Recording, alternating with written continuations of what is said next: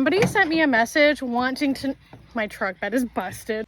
Story of my life. I call it my anti-theft device. Somebody was reaching out to me asking me, how do I make money selling chickens? And that actually feels like a really loaded question.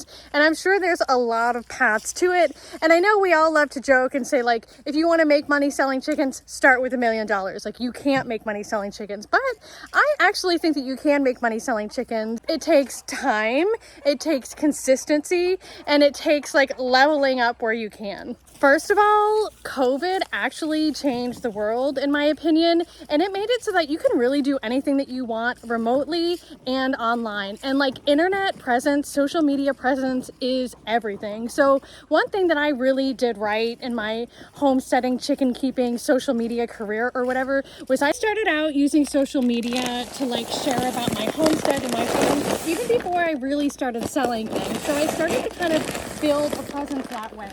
I started with Facebook, and if I were to make a suggestion, I would say to start with one social media platform and kind of hone in on that and then move to other platforms. Like, I have found that TikTok is the easiest to grow followers the fastest, but like it kind of caps out. Like, I've capped out somewhere around like 95,000 and can't seem to get over that hurdle. But mind you, I'm not like super invested in being a TikTok creator. I'm invested in raising beautiful chickens and sharing information about that. And I do that on a couple different platforms, but Facebook was really my first. And each platform gives you different sort of engagement with people. But anyways, that's down the road. My point is, start early with social media, start sharing about your life, your homestead, not just trying to sell people. And the other thing that I did with social media is I still do this, where I'm in so many different chicken keeping homesteading groups. And so I will offer information in those groups, like freely and kindly and gently, because I genuinely want to help people. And I think what happens is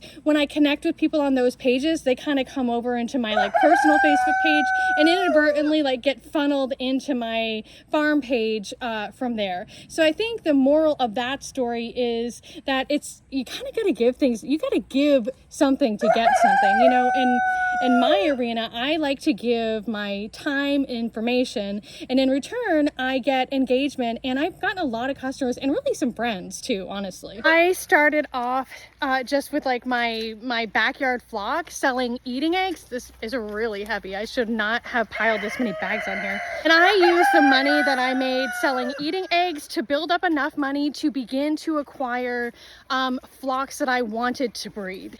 Now, if I'm being really candid with you, one thing that I did in the very beginning that I am not proud of and I know better now is I acquired all of my first flocks from hatcheries. I didn't know any better. I didn't know about standards. But I also sold my hatching eggs super cheap then. So I would be selling eating eggs for like $5 a dozen, and then I would sell like hatching eggs for like $10 or $20 a dozen. And I wouldn't market them as these like spectacular breeds. At that time too, I was selling chicks. I was going to farm swaps. I was bringing hatching eggs to farm swaps and selling chicks that's on Craigslist, on Facebook, being mindful of the language that I used on there.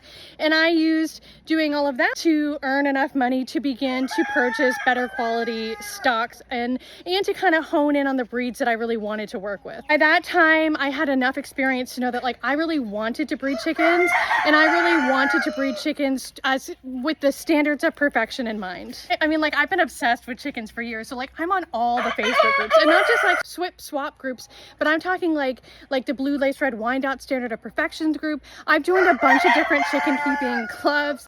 I'm a member of the APA. I'm a member of the Americanas Breeders Association. I'm a member of the Moran's Club. And being members of those clubs gave me access to more information and access to more Facebook groups, which gave me even more information. From there, I started watching breeders, and I started to acquire stock from breeders who I really respected, and from stock that would give me a really good starting point to continue breeding from myself. It's also really important to consider that reputation and personality is really important, because the chicken keeping world is pretty small. A lot of our business is going to be through word of mouth, and just by people seeing what we have to offer and seeing us and seeing our chickens and seeing how we keep our homestead and deciding that they want to invest in not just our chickens but what we are bringing to the table.